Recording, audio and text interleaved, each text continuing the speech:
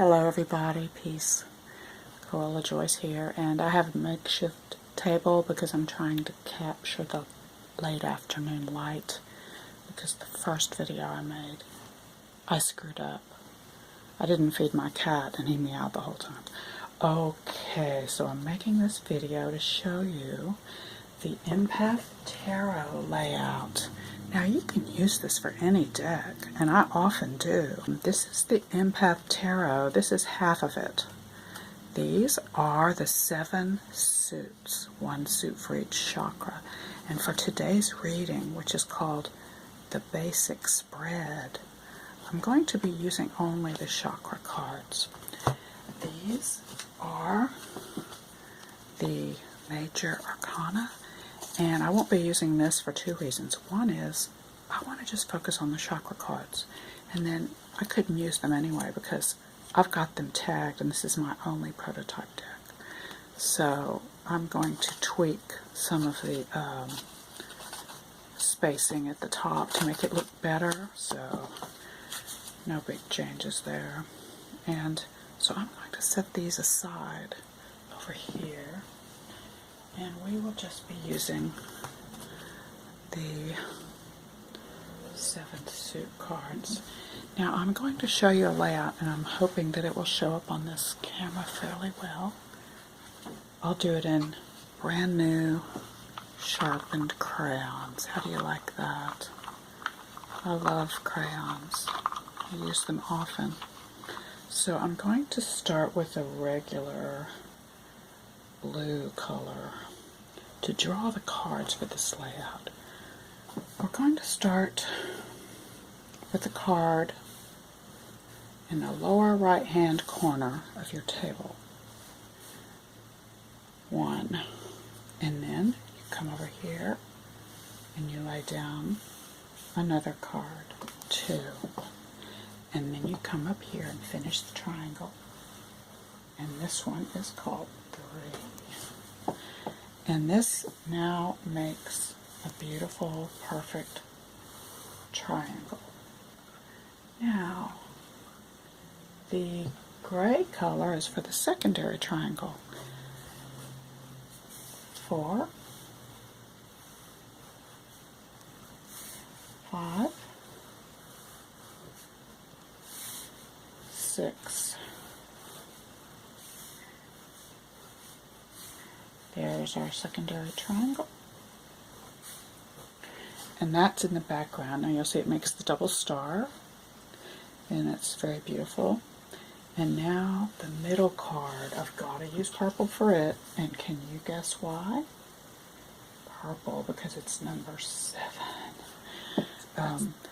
I have 2 layouts. The intuitive layout, which is this layout, and the esoteric layout, which is the same layout but has added things. And the esoteric layout has, these are the chakras, 4, 5, 6, 7, and it's also the layout of the universe. And that also applies to the simple one, but we're going to learn one and then the other, and then I suggest you go back, if you're an empath, go back to the easy one, the simple intuitive one, and use your skills there. That's what the empath does. But if you're like half empath and half analytical like I am, you'll want to go back and forth between the 2 until you decide which one works for you. And you might use them both kind of simultaneously. Basically, one of them is the simple one, and then the other one is like a layout of details. So here's the first one. Now I'm going to label the cards. There's only 3 words in this intuitive layout besides the title.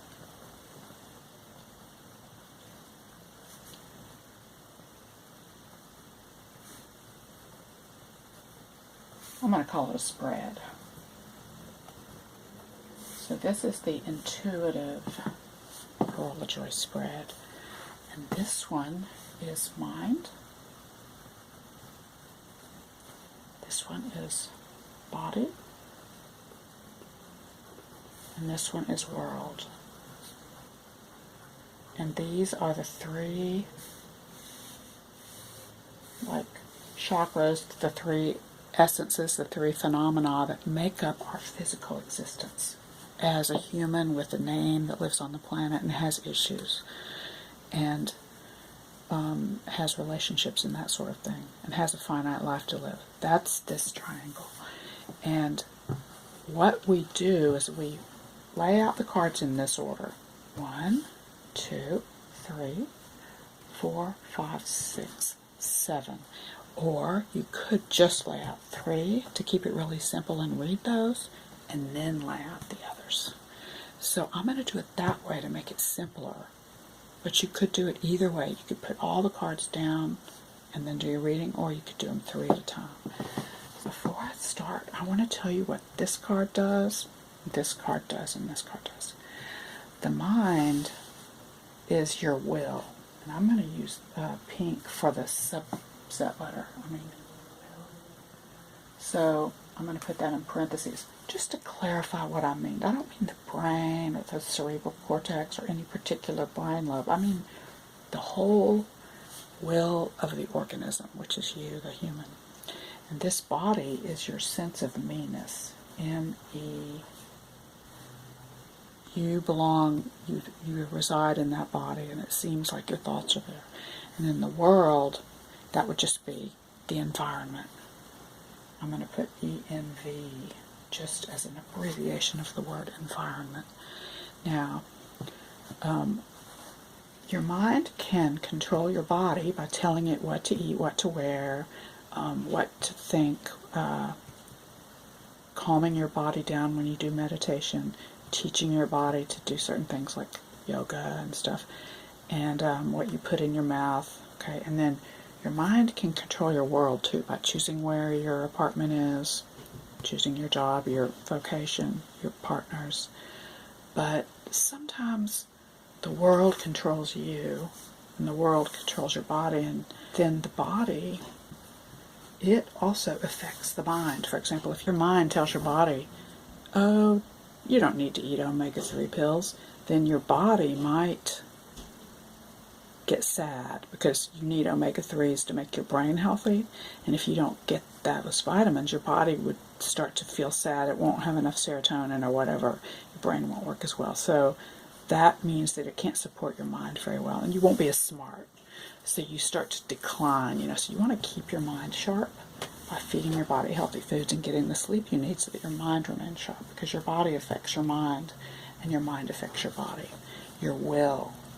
So you need to have a strong will to tell your body, I need to eat greens every day and take my omega-3s. I'm giving a simple example of food because everybody can relate to food and diet these days. Now, your mind can control your world, and your world can control your mind. But sometimes the body and the world interact. Like the world affects the body a lot because wherever you go in the world, it might be polluted. That affects your body. If you breathe ozone, it might make you cough. Or the neighbors around you might be yelling and screaming all the time, and it might make you upset. Or, if they're sad all the time, it's been shown that if you live with sad neighbors, you become sad and that sort of thing. So our world's real important, who we live around and stuff like that. And it has to be compatible. Like some people love New York City, but some people don't. So you have to find what works for you. And so I think I've said enough about these 3 before we start. These 3 gray cards are the hint and helpful information cards. This tells your mind what it can do to help your body, because your mind is really the will. That's really all we have as humans. We have our will. We can will things on our body and we can will things on the world. But sometimes we can't control these 2. We can only go through this way and this way. And if you think about it, it really is true for this model, the simplified model of the universe. The 7 card, that's the universe card, and every one of these boxes connects to the universe and back. So this gives you a hint as to how your mind can improve your body by sending different thoughts or different will to it. And the 5 card is how your mind can help the world change or improve or transform by this information in this card. And the esoteric reading talks more about what this informational flow is from. It's from different chakras in your body. But right now we're just in general talking about hints that'll help you tell your body what to do. Earlier today I did a reading and this card was reminding me that I have to do yoga. And it was just a revelation. It was a good reading. I hadn't considered that. I was trying to clean up my diet, but really what I need more than anything is yoga. That would actually solve the problem. Okay, and then this one is, how do we affect our world? Well, what we say affects our world. That's the predominant phenomenon of what we do to affect our world is what we say. And your mind makes decisions about your world. What are you going to buy? The food you buy is part of your world because it ends up going into your body eventually. So you're controlling what's in your kitchen by picking out the right foods. This is a card that'll hint at how you can improve that information flow. So now I think we have one more card, and that's the card that tells you how the body and the world interact with each other. And it may give you a hint as to what's going on behind the scenes, but you probably won't have control over it. Or by knowing about this effect of the body on the world, and the world on the body, you might be able to get an idea about some action that'll actually be more useful than what you would have done if you hadn't had the reading. So now we're going to do a reading, and I'm going to set this up here carefully as a reference. Okay. Now, these are the 7 chakras. This is a large deck. I love when the artwork on the deck is to my liking. I really like the decks to be large because that way you can see more of the art. As a result, though, if you have small hands, you have to shuffle it in a gentle way. That's how I shuffle it. Okay, so I'm going to pick 7 cards. Okay, first I'm going to start with 3. 1. Oh yeah, okay. I'm not going to do reverse readings today. In fact, I never do. A lot of people do, but I do not. Because I have enough to worry about as an empath. Okay, 1, 2, 3. Okay, I'm going to make sure these are high enough up. Because I have to allow for the bottom of this card. So make sure you have a little room under the bottom 2 cards to allow for the position of that card right there. So, I would like to start with the first card I laid down. And please ignore that dot. It's not going to be that bright. But this is a prototype, and my actual deck is going to have a small little dot there that's color-coded for the chakra.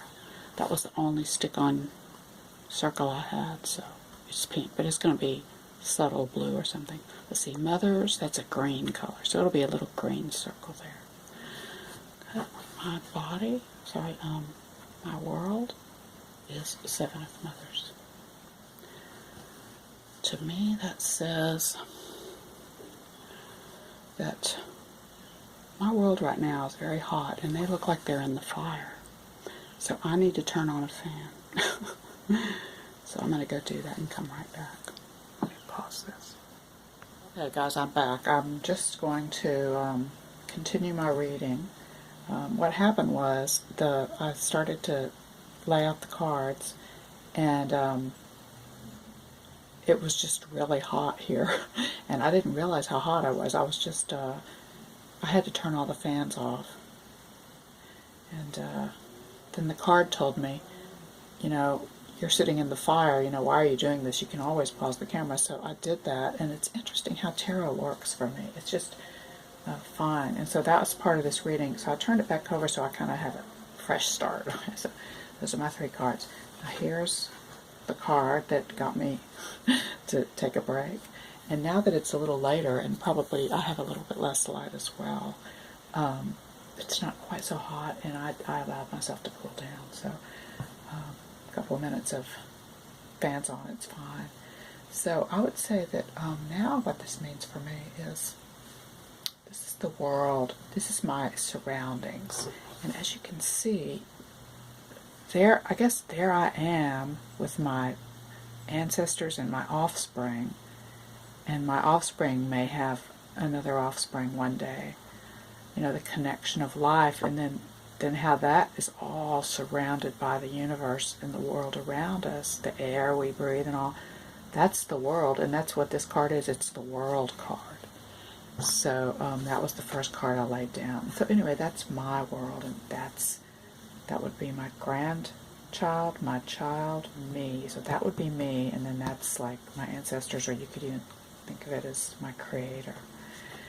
And this is my body, which is what gives me structure and position and time span to live a life. Matter is formed, time begins.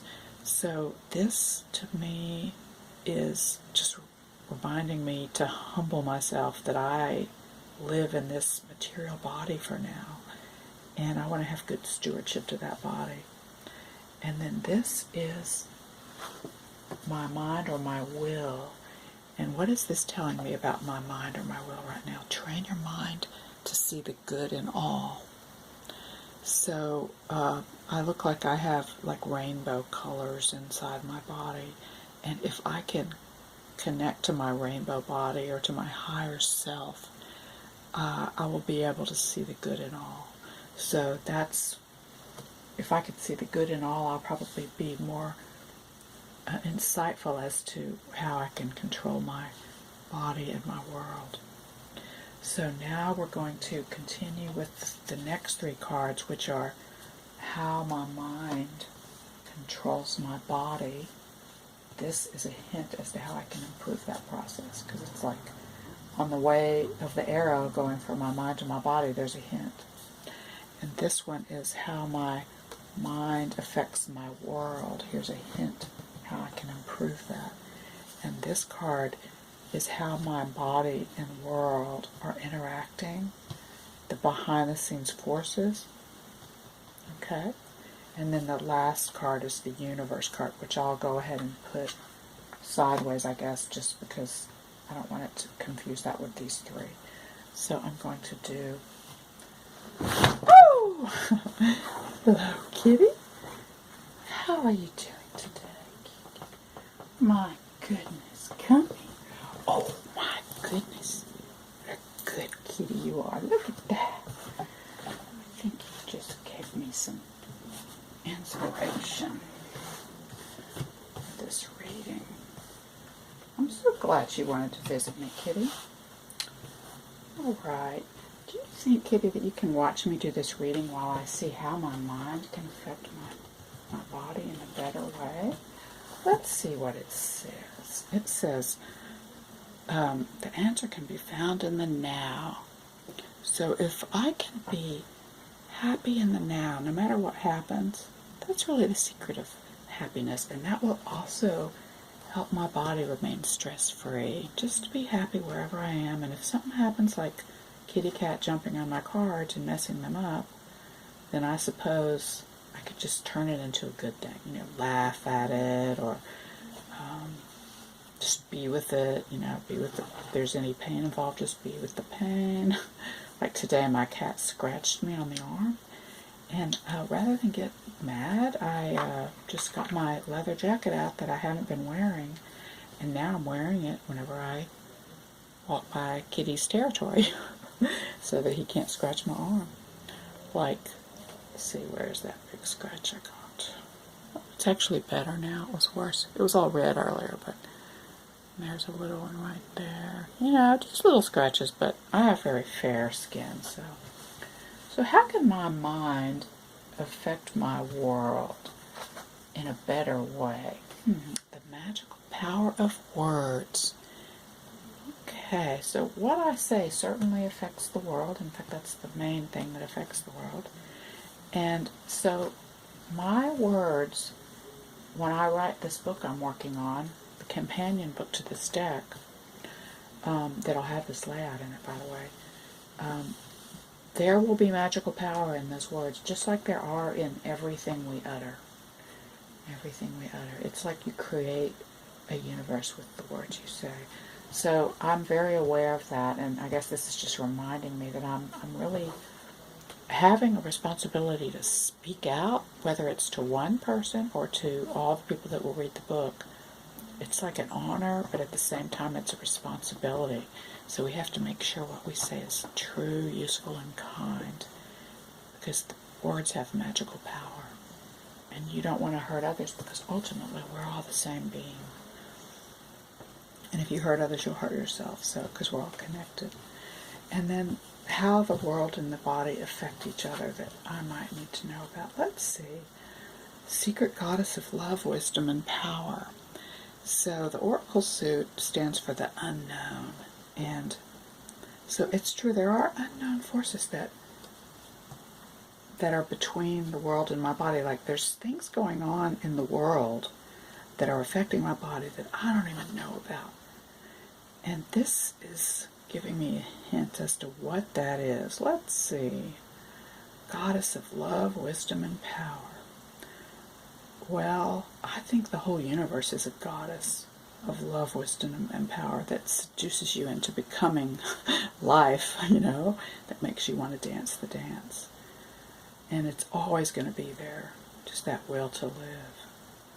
So I think that's what that means for me.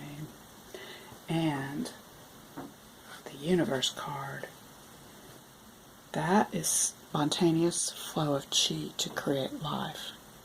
Now, this picture, the first thing I see is the flow of chi in this flowing water, and then the flowing brush strokes of the sky, and even in the flow of the sun and the flow of the wings, the direction of the colors. And that, to me, being a scientist and the founder of the etheric flux theory, this is telling me that the universe is a spontaneous flow of chi to create life, which is actually connected to this because they both are saying similar things, that there's this urgency and desire of the universe itself to spring into life, and that's the secret force that runs everything, and that's like behind the scenes, that's happening, that sometimes we can only see what our senses pick up, but there's so much more going on. And so this is my universe where everything is flowing, and I've come to a new understanding of this flow. And what this card is telling me is that I have to write my book in the realms of ether, because that's the scientific treatise on the flow of ether and how it creates our world. It's physics, it's unification theory. So I need to do that as soon as I am done with this project and the companion book that I'm working on. So the message I got was that book is #1 priority. So what I do is I hold on to this card, and this is one of the action cards. These two are really the action cards. I already am singing magical words, okay? I'm already involved in that, and I feel confident there. But this one, I have to remember this one, to be in the now so that my body can be relaxed. So I'm going to take these two and put them on top, and then take the rest of the cards and add them back into the deck.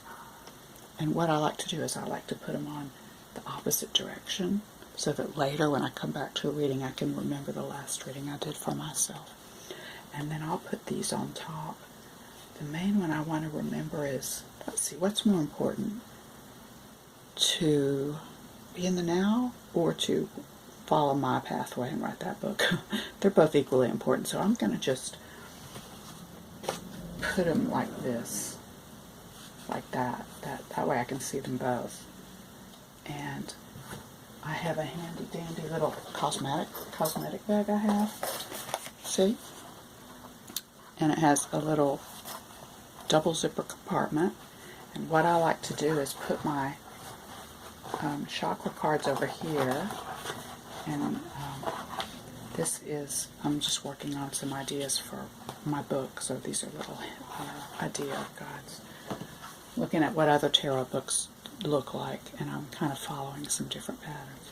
And then this is the major arcana, and those are the little sticky notes that are some tweaks I'm going to make them a bit easier to read. So I'm working on that deck and getting it all perfect. So that's the end of the reading, and what I can do here is slide this one down. So now when I look at it, I can see both cards. And then this is, okay, and then these are the little symbols I'm going to put on each card to alert the user as to what chakra it is. So that's a pyramid for the root chakra, and then a 6-petaled flower for the sacral chakra, and the 10-pointed sun for the solar plexus chakra, and the heart with 12 rays coming out of it for the heart chakra, the butterfly chakra for the throat, the third eye for the 6th chakra, and the flame for the crown chakra. And they'll be in red, orange, yellow, green, turquoise, blue, violet. So that will be the deck. So I think we're done. Thank you very much for watching, everybody, and live long and prosper, my friends. Peace, everybody.